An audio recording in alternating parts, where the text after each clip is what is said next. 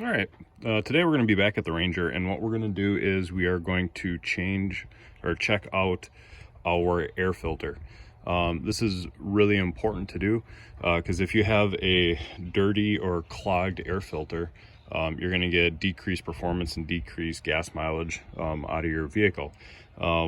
Essentially, it'd be like trying to run a race without being able to breathe. It's just not going to work out very well.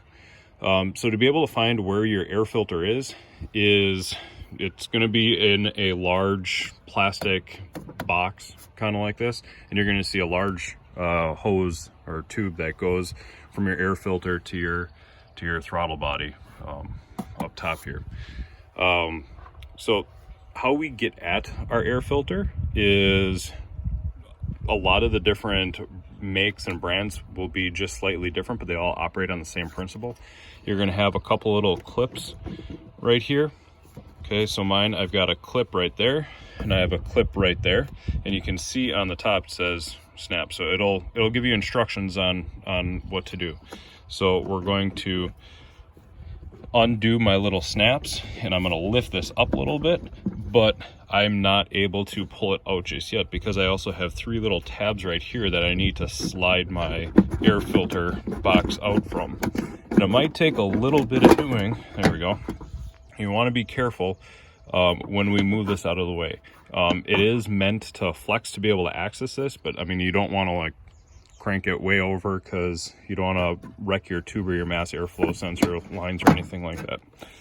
So we're going to bring this up and we're going to take a look at our air filter. Mine was changed last year, so there is a little bit of gunk in there. I'd say I'm okay. I could probably use a new one pretty soon. And how you can check it is it's not so much the top of this, but what you want to do is you want to look on the inside. So if you see a whole lot of garbage and stuff in there, you're going to want to fix your or replace your filter. Another thing too is if you live out in the country like I do, sometimes you'll find some presents in there. If mice or anything like that get into your air filter box, what we can do is we can clean that out. So after this, what I'm going to do is I'll clean that out. So to be able to put it back in, make sure that you put that back in the way you had it before. And we'll slide that back in, and it's just in the reverse order that you took it out as. The big thing with this is when you're putting it back in, make sure that these clips go down, or that these actually snap in, because if you have